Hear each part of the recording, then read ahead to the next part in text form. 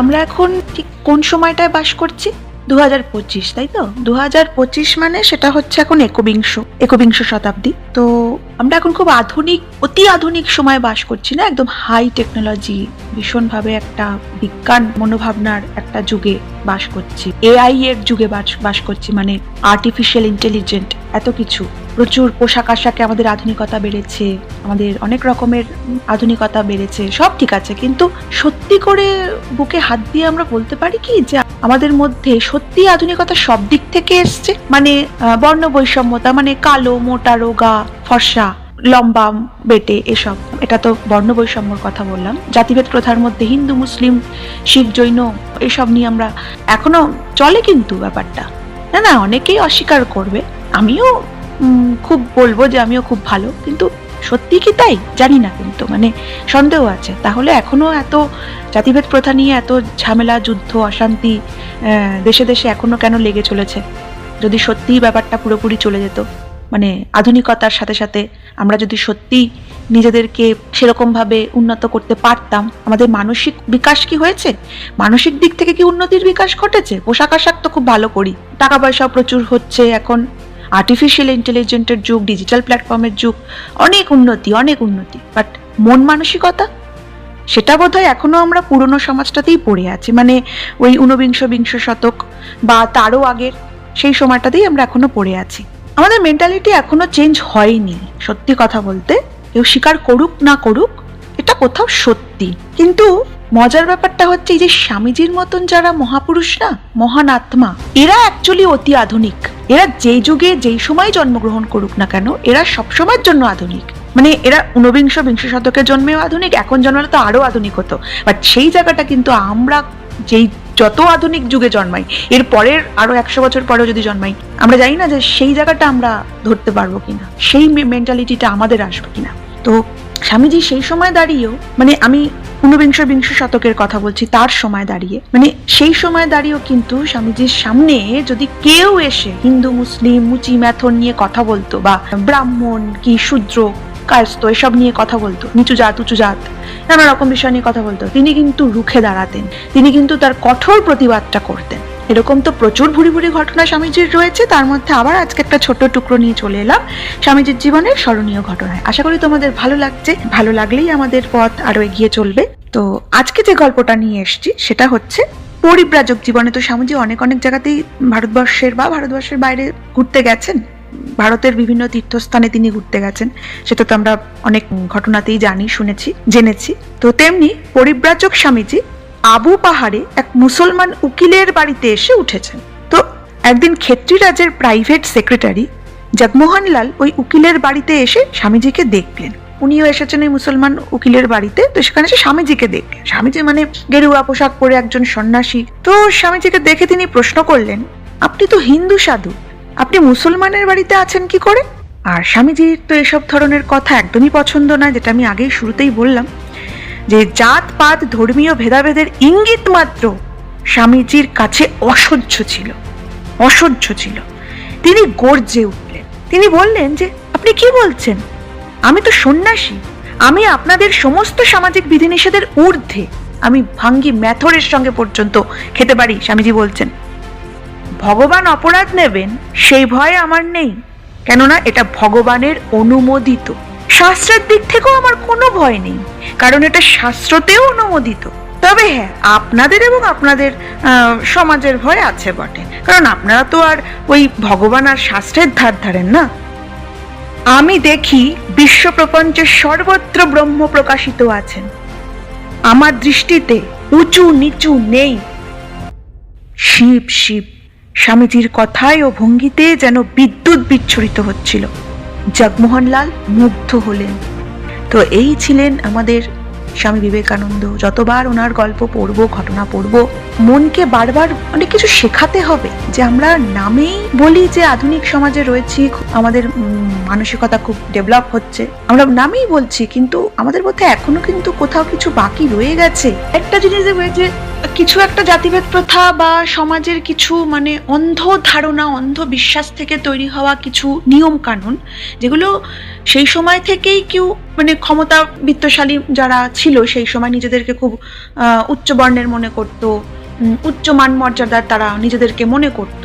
আমি আলাদাভাবে আর কোনো কিছুর নাম নিয়ে বলবো না। এক্ষুনি যদি কোনো একটা পার্টিকুলার জাতের বা কাস্টের নাম নিয়ে আমি বলি, তখন সেই কাস্টের মানুষ তখন আমাকে আক্রমণ করবে। বাট যেটা ঘটনা সত্যি, সেটা তো সত্যি যে সেরকম কিছু উচ্চবর্ণের মানুষ যারা নিজেদেরকে সেটা মনে করতেন, তারা কি করতো সেই সময়ও, তারা মানে ভগবানের নামে চাপিয়ে দিয়ে কিছু নিয়ম বিধি করে গেছিল আমাদের হিন্দু সমাজে। ভগবান পাপ দেবে, ভগবান অভিশাপ দেবে যদি এটা না মানো বা ওটা না মানো, মুসলমানদের হাতের খাবার খাও, তোমার জাত যাবে, তোমার ওই হবে সেই হবে, এরকম ব্যাপার স্যাপার অনেক কিছু করে গেছে। ভগবানের উপর আমরা এটা চাপিয়ে দিতে পারলে বাঁচি। আরে ভগবান যতবার অবতার রূপে মানে প্রতিটি মুহূর্তে, প্রতিটি যুগে যুগে যুগে যতবার তিনি মানব রূপে অবতীর্ণ হয়েছেন এই ধরাধামে, মহাপুরুষের রূপে, আজকে রামকৃষ্ণ পরমহংসদেব থেকে শুরু করে বাবা লোকনাথ বলো বা সাই বাবা বলো বা যে কোনো যারা মহাপুরুষ রয়েছেন, দুর্গাপ্রসন্ন পরমহংসদেব বলো, অনুকূল ঠাকুর বলো, বা এরকম ভাবে তোমাদের যে কোনো গুরুদেবের নাম যাদের তুমি জানো মানো, তাদের নাম তুমি বলো না, তারা প্রত্যেকেই ঈশ্বরেরই ভিন্ন ভিন্ন রূপ, মানুষ রূপে এসেছেন। আর অবতার যদি বলো, অবতার সে রামচন্দ্র বলো বা কৃষ্ণ বলো, তো যতবার তারা অবতার রূপে, যতবার ওনারা অবতার রূপে এসেছেন, ভগবান যখন স্বয়ং এসেছেন, কিন্তু কখনোই জাতিভেদ প্রথা দেখাননি। যে ভগবানের নাম করে আমরা এত বড় চরম অন্যায় করে চলেছি, সেই প্রাচীনকাল থেকে ভারতবর্ষে আমরা দেখে এসেছি কিছু মানুষ এরকম করেছে। সবার কথা বলবো না, কিছু সংকীর্ণ মনোভাবনার মানুষের সাথে সাথে কিছু উচ্চ মনোভাবনা, আধুনিক মনোভাবনা, যেটা প্রকৃত অর্থে আধুনিক মনোভাবনা, সেরকম মনোভাবনার মানুষও যুগে যুগে জন্মেছে। ভগবানের সাথে রাক্ষস তো যেমন জন্মেছেন যুগে যুগে, তেমনি মানবাবতারেও সেটাও হয়েছে, মানুষের মধ্যে থেকেও সেটাই হয়েছে। মানে নেগেটিভ পজিটিভ প্রতি যুগেই রয়েছে, আমাদের এই যুগেও রয়েছে, বাদ নেই।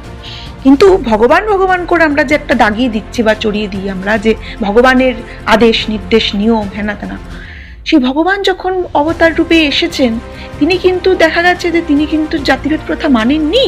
আমরা রামচন্দ্র, প্রভু শ্রীরামচন্দ্রকেও দেখেছি, তিনি বীর শবরীর উচ্ছিষ্ট ফল সেটা তিনি গ্রহণ করেছেন। এটা আমরা নিশ্চয়ই অনেকে জানি যে তার ভ্রাতা লক্ষণ, ভাই লক্ষণ যখন তাকে বলছেন যে তুমি ভগবান, তুমি বীর শবরীর উচ্ছিষ্ট কেন খাচ্ছ, তখন উনি বলছেন তুমি ওর উচ্ছিষ্টটা দেখছো, মানে তিনি মুখ দিয়ে সেই ফলটা কেটে টেস্ট করে যেটা টক সেটাকে ফেলে দিয়ে মিষ্টি যেটা, সেটা তিনি তার প্রভুকে খেতে দিয়েছেন। তো সেটাই এক পক্ষ, ধরো এই লক্ষণ দেখলেন ওটার মধ্যে ভগবানকে তার ভক্ত তার উচ্ছিষ্ট খেতে দিল, এটা তো ঘোর অন্যায়, এই বলে আমরা একটা অন্যায় এটা ভেবে ফেলছি। কিন্তু আসলে যারা ভগবান, তারা কিন্তু এইভাবে ভাবে না, তাদের মানসিকতা সত্যিই খুব অন্যরকম। তারা অ্যাকচুয়ালি আধুনিক, আমরা আধুনিক নই, তারা আধুনিক। তারা বারবার বলে দিয়ে গেছেন যে তুমি তার খারাপটা দেখছো, আমি তার মধ্যে ভালো মানসিকতাটা দেখছি। সেটা কি না, তার প্রভুকে তিনি টক যে স্বাদটা, সেই স্বাদেরটা দিচ্ছে না, খেতে দেবে না,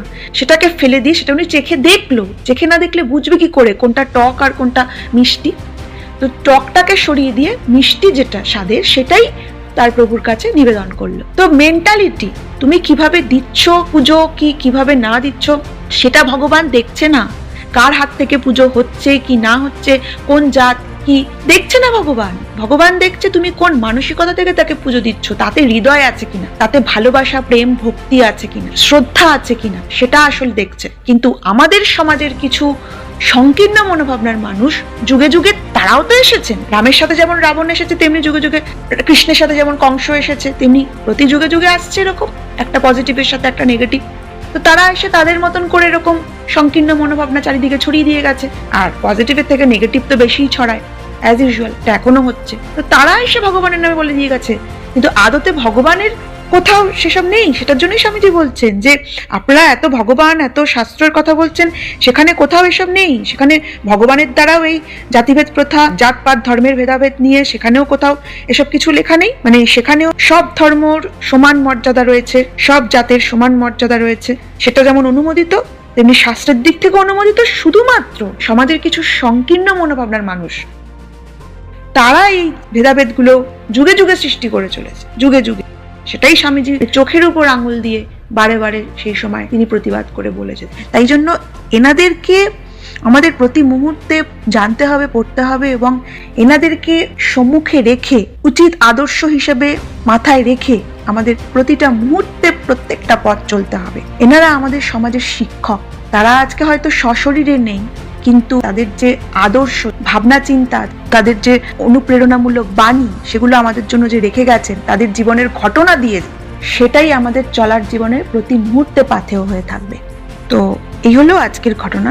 স্বামীজি কিভাবে জাতিভেদ প্রথা, জাতপাত, ধর্মীয় ভেদাভেদের ইঙ্গিতটুকু যে তিনি সহ্য করতে পারতেন না, আর সেখানে তিনি কিভাবে উত্তর দিতেন, তো সেটা আজকে এই ঘটনার মধ্য থেকে জানলাম।